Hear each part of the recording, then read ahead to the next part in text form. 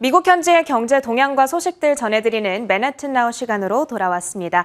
항상 이 시간에는 오하이오 주립대학교 자산관리학과의 겸임 교수이자 JC 회계법인의 대표로 계신 지호준 박사님과 연결해 보고 있습니다. 박사님 나와 계시죠? 네, 안녕하십니까? 네, 안녕하세요.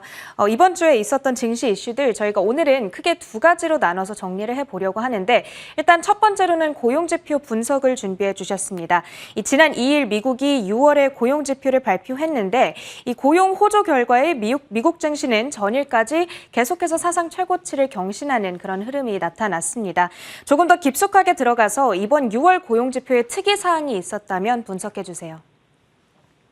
네, 지난 7월 2일에 노동부가 발표한 6월 신규 고용 지표는 이제 많은 전문가들이 예상했던 72만 개를 훨씬 상회해서 85만 개를 기록했습니다. 작년 8월 이후에 10개월 만에 가장 큰 폭으로 상승한 것인데요. 저희가 계속 예상했던 것처럼 여행 레저 산업이 34만 개 이상의 신규 일자리를 이제 증가시키면서 이번 고용 지표 개선에 큰 역할을 감당했었습니다. 이제 본격적인 휴가철이 들었으면서 여행과 레저 분야에 영업 규제가 많이 완화되고 또 소비 활동과 사회 활동이 이렇게 전반적으로 경제 회복과 성장을 촉진하고 있기 때문인 것 같은데요. 하지만 이제 꾸준한 신규 일자리의 증가세에도 불구하고 여전히 코로나 이전 수준과 비교했을 때는 670만 개 이상 부족한 그런 상황이기 때문에 앞으로 이제 신규 채용과 고용 시장의 회복을 위한 정부 차원의 또 기업 차원의 많은 노력이 필요할 것 같다라고 생각을 합니다.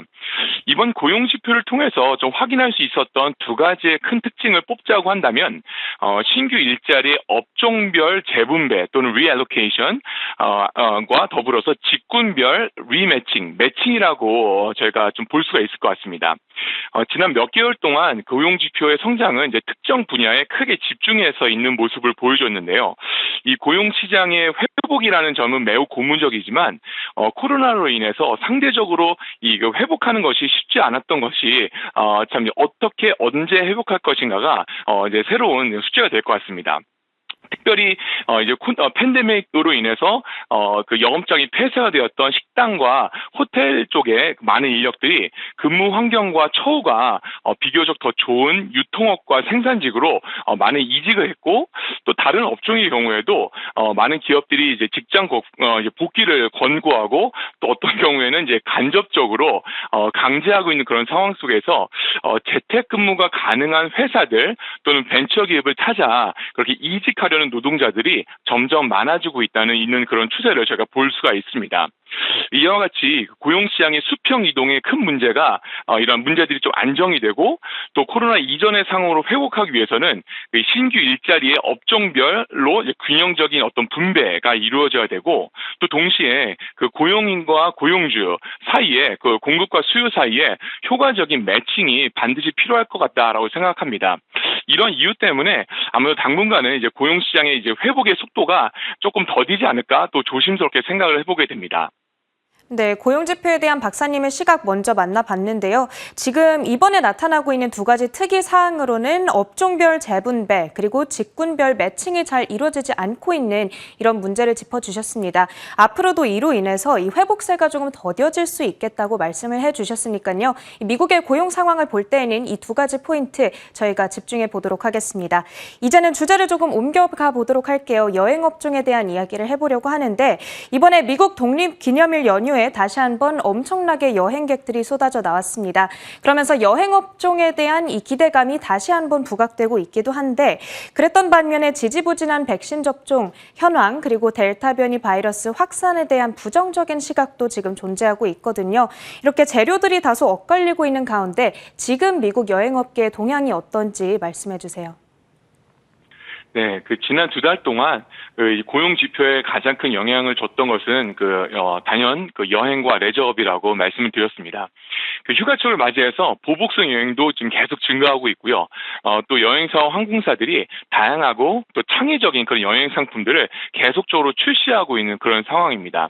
특히 지난주에 이제 팬데믹 초기 이제 코로나 확산에 적지 않은 영향을 줬던 이제 크루즈 여행이 거의 1년 2개월, 1년 3개월 만에 재개되기도 했죠.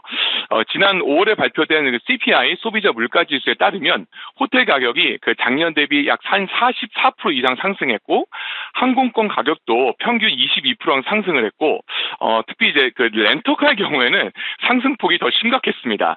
평균 가격이 약 100% 이상 2배 이상 오른 것과 더불어 이 공급도 절대적으로 부족한 상황이 지금 많은 곳에서 여행지에서 또는 여행업계에서 연출되고 있는 그런 상황입니다. 이렇게 빠르게 회복세를 보이는 여행 산업이지만 여러 항공사들은 이 항공 여행 여객 수요가 급증하는 것에 반해 그걸 이제 보충해 줄 수 있는 인력 부족에 심각하게 시달리고 있습니다. 아메리칸 에어라인의 경우에는 최근 주말에 수백여 편, 거의 300편 넘는 항공 운항이 취소돼서 많은 여행객들이 불편함에게 불편함을 주기도 했고요. 저가 항공사인 항공사 중에 하나인 사우스웨스트의 경우에는 이번에 4th of July 미국 독립기념일을 맞이해서 직원들의 연장 근무, 이렇게 오버타임을 요청하기도 하고 또는 직원들에게 이직과 퇴사를 막기 위해서 조만간 이렇게 기본 급여도 올릴 것이라고 발표를 하면서 이 성수기 여행 특수를 맞이하는데 많은 노력을 기울이고 있는 그런 상황입니다. 여행업계가 앞으로 7월부터 시작이 돼서 7, 8월을 지나면서 앞으로 어떻게 움직일지는 저희가 좀 더 유심히 보면 좋을 것 같다는 저의 개인적인 생각입니다. 네, 관련해서 유가랑 관련지어서도 이야기를 좀 해봐야 될 것 같아요. 이번에 증설 합의가 불발되면서 OECD 플러스 회의가 취소되는 이슈가 있었죠. 그러면서 오늘은 유가가 하락세를 띠기는 했지만 최근에 연일 계속해서 상승하는 움직임이 나타났거든요. 이렇게 고유가가 지속되다 보면은 여행업계 역시 타격이 상당히 클 수밖에 없을 것 같은데 이번 한 달간 전망은 어떻게 보시나요?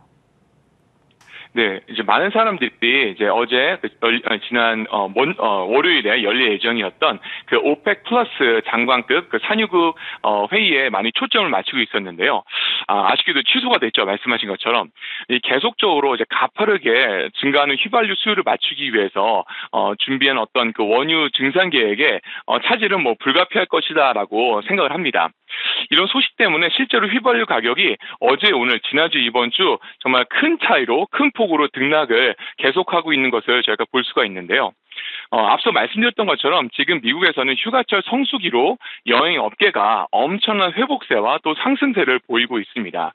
이런 시점에서 산유국 간의 어떤 원유 증산 계획이 대한 어떤 무산 또는 연기는 무한기 연기된 것은 현재 진행형인 물가 상승의 압박과 더불어 여러 가지 소비 경제에 큰 부담을 줄 것이다라고 생각을 합니다. 따라서 7월 한 달은 특별히 이제 유가 변동성과 또 상승폭을 유심히 살펴보면서 저희가 준비해야 되지 않을까라는 또 생각을 해보게 되었습니다. 네, 오펙 플러스 회의가 취소되다 보니까 물가 상승 압박 피해가기가 어렵고 그러다 보니까 여행업계 회복세 역시 조금은 더뎌질 수 있겠다 이런 전망을 내려주셨습니다. 잘 기억해 보도록 하겠고요.